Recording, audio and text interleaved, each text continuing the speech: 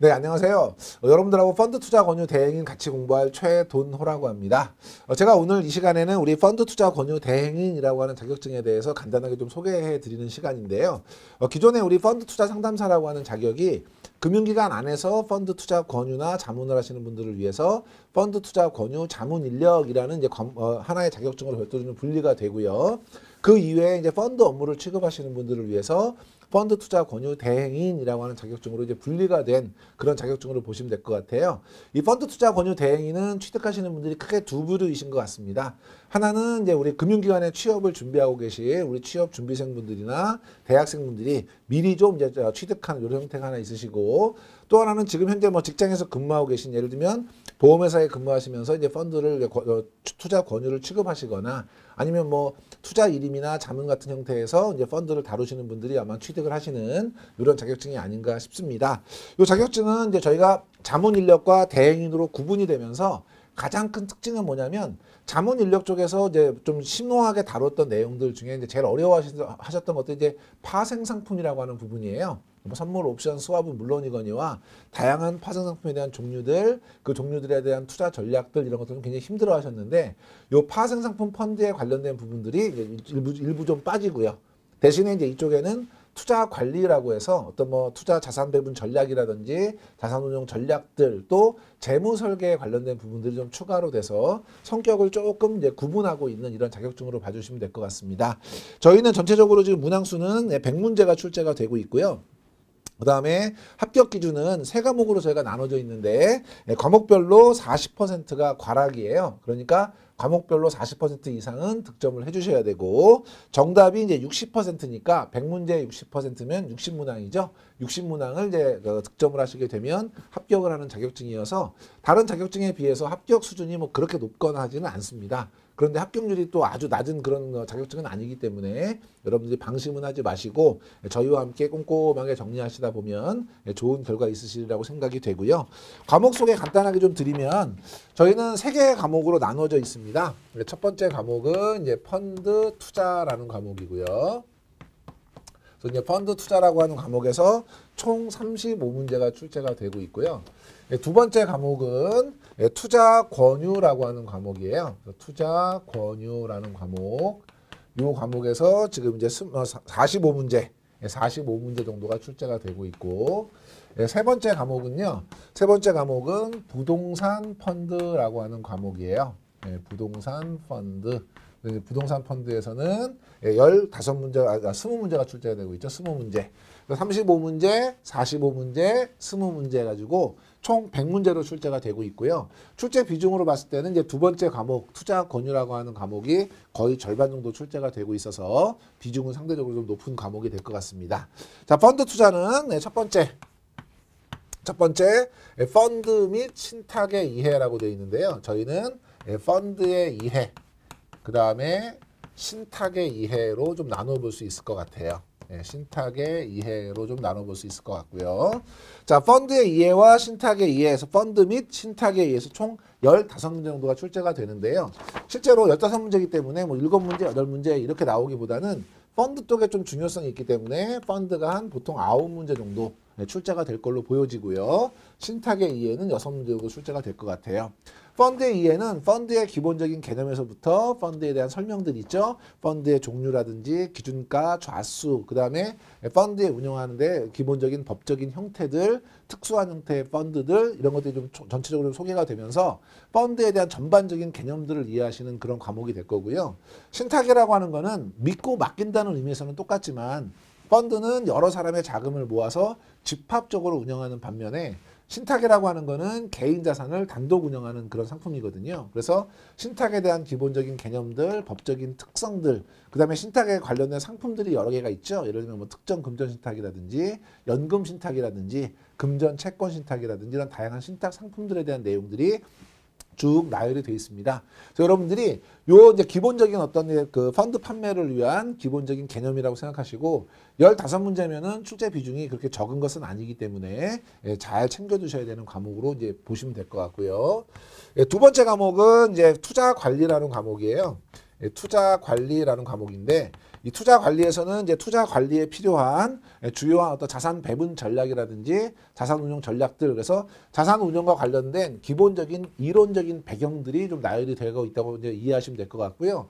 그렇다고 해서 아주 뭐 복잡하게 막 계산하고 이런 개념은 아니고 기본적으로 저희가 포트폴리오를 구성하고 포트폴리오를 운영하는 데 있어서 필요한 기본적인 이론적인 근거들을 좀 여러분이 한번 살펴보실 수 있는 그런 챕터로 보시면 될 것 같고, 내용 중에 일부 좀 까다로운 내용은 있지만 문제 자체는 그렇게 어렵게 나오지 않기 때문에 상대적으로 잘 정리해 두시면 고득점 전략을 가져갈 수 있는 그런 과목일 것 같아요. 세 번째는 이제 펀드의 평가인데요.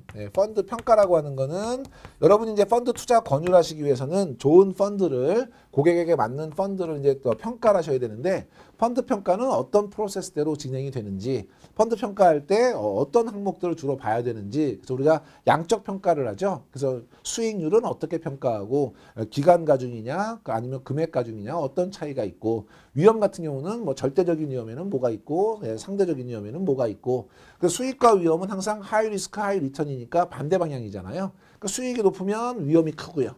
위험이 작으면 수익이 낮고요. 이 두 개를 합친 것이 이제 위험 조정 성과라고 해서 뭐 샤프 지수, 트레이너 지수, 알파 지수 뭐 이런 다양한 위험 조정 성과 같은 것들을 양적으로 저희가 평가를 하게 되고, 양적 평가뿐만 아니라 질적 평가를 해줘야 이 성과가 얼마나 오래 갈지 저희가 볼 수 있거든요. 그래서 그런 성과가 나오게 된 성과 원인이라든지 그 포트폴리오의 구성이라든지 아니면 운용회사나 운용자를 어떻게 평가할 건지 이런 것들을 전반적으로 평가하는 과목이에요. 문항수는 10문제, 역시 적지 않은 문항이기 때문에 여러분들이 잘 챙겨두셔야 되는 과목이고요. 두 번째, 투자 관리가 이제 본격적으로 펀드에 대해서 이제 투자 권유하실 때 필요한 내용들이 나오게 되는데요. 여기서는 주로 이제 법규라든지 아니면 윤리라든지 이런 것들 때문에 좀 이제 문항수가 많이 늘어났어요. 첫 번째가 뭐냐면 법규죠, 법규. 그래서 펀드 관련 법규인데요. 펀드 관련 법규는 지금 우리나라 같은 경우에는 지금 자본시장법의 규제를 받고 있기 때문에 당연히 자본시장법에서 규정하고 있는 기본적인 펀드에 대한 내용들, 그래서 분류는 어떻게 하고 각각의 펀드들은 어떻게 운영하고 자산 운용에 대한 제한들은 어떤 것들이 있고 결산할 때, 해지할 때, 회계 처리할 때 어떤 식으로 해야 되는지, 뭐 사모펀드나 외국 펀드 같은 경우에는 어떻게 적용하는지 이런 것들을 전반적으로 다루는 과목으로 보시면 될 것 같고요. 이 법규를 여러분이 잘 이해하고 계시면 앞쪽에서 보셨던 뭐 펀드의 이해 같은 과목들은 중복되는 부분들이 있어서 잘 챙겨두셔야 되는 과목이에요. 10문제 정도가 출제가 되고 있고요. 두 번째가 영업실무라는 과목인데요.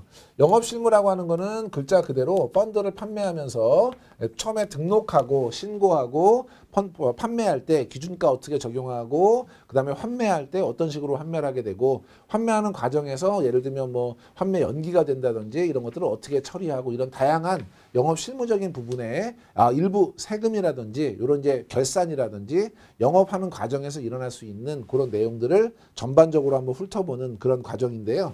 얘도 이제 10문제가 출제가 되고 있고요. 세 번째 과목은 직무윤리라고 하는 과목이에요. 직무윤리가 있는데요. 이 직무윤리라는 과목은 우리 금융투자협회에서 이 자격증을 주관하고 있기 때문에 금융투자협회에서 주관하고 있는 모든 자격증의 공통 과목이에요. 뒤에 나오는 투자자 분쟁 예방과 함께 공통 과목인데 여러분이 하나만 잘 정리해 두시면 다른 자격증 취득하실 때 별도의 학습 없이 응시하실 수가 있게 되겠고, 윤리기 때문에 좀 이제 고루한 내용들이죠. 그래서 우리 뭐 고객에 대한 의무라든지 시장에 대한 의무 아니면 뭐 회사에 대한 의무 이런 기본적으로 지켜야 될 윤리들이 좀 나열이 돼 있어서 내용 자체가 좀 딱딱하고 좀 어려운 그런 이제 부분이에요. 여기서도 10문제가 출제가 되고 있고요. 그 다음에 네 번째가 투자 권유와 투자자 분쟁 예방인데요. 투자자 분쟁 예방. 그래서 이 투자자 분쟁 예방 같은 경우에는 저희가 이제 투자자와 관련된 투자자 보호제도, 그 다음에 투자자 보호와 관련돼서 두 가지 내용을 같이 첨부하고 있어요. 개인정보 보호에 관한 그런 법률들하고 또 하나는 이제 자금 세탁에 관련된 이런 이제 방지법 같은 것들을 좀 세부적으로 다루시게 될 거고요. 각종 투자에 대한 어떤 분쟁들을 어떻게 조절할 건지 분쟁 조정 위원회라든지 각각의 분쟁 사례들은 어떤 것들이 있는지 그런 사례들을 여러분이 종합적으로 한번 쭉 리뷰해 보시는 이제 그런 과목인데요. 여기서 몇 문제가 출제되면 마찬가지로 10문제가 출제가 돼요. 나중에 보시면 알겠지만 투자자 분쟁 예방 같은 경우에는 실제로 학습 분량이 그렇게 많진 않아요. 문제가 10문제 정도 출제가 되기 때문에 중요한 내용 중심으로 잘 정리해 두시면 또 많은 득점을 하실 수 있는 과목이고요. 마지막 5번째 과목은 우리 제목 자체는 투자 권유 사례 분석이에요. 투자 권유 사례 분석인데요. 얘는 실제로 이제 투자 권유 사례 분석의 개념보다는 뭐에 가까우냐면 얘는 약간 재무 설계 개념하고 가까우세요. 그래서 재무 설계에 대한 기본적인 컨셉들, 그 다음에 재무 설계 프로세스별로 중요하게 챙겨보셔야 되는 내용들, 생애 재무 설계에 관련된 어떤 주의한 고려사항들, 컨설팅 포인트, 은퇴하시고 나서 노후 생활에 대한 어떤 개념들, 이 안에 뭐 프로세스 중에 뭐 가계수지 분석 같은 것들이 나오니까 뭐 대차대조표라든지 현금흐름표 이런 기본적인 방법들 이런 것도 전반적으로 좀 한번 보실 수 있는 과목인데 문항수는 5문제가 출제가 되어서 여러분이 크게 부담은 갖지 않으셔도 되는 그런 과목이고요. 세 번째 이제 부동산 펀드로 넘어가시면 얘도 역시 이제 두 가지로 나눠져 있죠. 첫 번째 부동산 관련 법규. 요거는 이제 일반적인 펀드들은 자본시장법의 규정을 받고 있지만 부동산 펀드는 부동산에 관련된 별도의 우리 이제 법들이 있죠. 특히 뭐 국토의 이용 및 계획에 관한 법률 이런 것들은 용도 지역이나 지구 이런 것들을 구분하는 데 굉장히 중요하기 때문에 그런 이제 부동산에 관련된 기본적인 법률적인 사항들, 뭐 권리 분석이라든지 이런 법률적인 것들을 전반적으로 한번 공부를 하시게 되고요. 두 번째는 이제 영업 실무가 되겠죠. 영업 실무 안에서 여러분들이 부동산에 관련된 전체적인 예를 들면 뭐 부동산 펀드가 어떻게 구성이 되고 있고 각각의 펀드별로 중요하게 우리가 이제 투자하거나 투자를 이제 권유할 때 고려해야 될 사항들은 어떤 것들이 있고 그럴 때 포인트는 어떤 걸 챙겨야 되고 이런 것들이 전체적으로 폭넓게 나열이 되어 있습니다. 그래서 법규에서 저희가 5문제가 출제가 되고요. 영업 실무에서 15문제가 출제가 돼서 총 이제 20문제 정도가 출제가 돼요. 내용을 보시면 저희가 파생상품이라고 하는 좀 수익 구조가 복잡한 내용들이 이제 삭제가 되어 있기 때문에 비교적 간단한 내용들이에요. 그런데 문제가 뭐냐면 이게 전부 다 법규에 대한 내용들이고 제도에 대한 내용들이고 윤리에 대한 내용들이다 보니까 실제로 여러분이 학습을 하실 때 뭔가 좀 이해를 하고 뭐 이런 부분도 있겠지만 좀 암기를 좀 많이 요하는 과목입니다. 그렇기 때문에 상대적으로 절대적인 학습 분량만 여러분들이 잘 정리해 두시게 되면 투자한 시간에 대비해서 합격률은 또 상대적으로 좀 많이 나올 수 있는 그런 이제 과목들이죠. 여러분이 뭐 예를 들면 뭐 음식점에 갔다. 맛있는 요리가 나왔는데 그 요리사가 요리사 자격증이 없다. 그러면 이제 불신을 갖게 되는 것들이 일반적인 것이죠. 그러니까 여러분들이 뭐 어떤 이유에서든 이 자격증에 이제 도전하시게 되면 여러분들을 만나시는 분들, 예를 들면 취업을 하셨을 때도 그런 자격증 갖고 오시는 것이 뭐 요즘엔 서류에 안 쓴다고는 하지만 상당한 도움이 되실 것 같고요. 직접 고객을 상담하시는 분들도 그런 자격증을 보유하고 상담을 하시면 고객분들에게 훨씬 더 많은 신뢰를 주실 수 있을 것 같습니다. 저희 와우패스는 뭐 아시는 분은 다 아시겠지만 전통이 있는 이제 금융교육기관이에요. 그래서 저희가 오랜 동안 금융 자격증 교육에 있어서는 뭐 상당한 어떤 그 위치를 가지고 있는 그런 곳이고 저를 포함해서 아주 훌륭한 교수님들께서 여러분들이 합격하실 수 있도록 잘 안내해 드릴 수 있도록 최선을 다할 겁니다. 여러분들이 이번 기회에 좀 잘 도전해 보시고요. 요 시험은 2번밖에 1년에 치르지 않습니다. 그래서 올해는 이제 2번 4월 30일, 9월 25일 날 계획이 돼 있으니까 우리가 시작하시면서 새로운 도전 한번 저희와 함께 해보시기 바라겠고요. 열심히 노력하신 만큼 좋은 결과 있으시기를 저희도 함께 응원하도록 하겠습니다. 고맙습니다.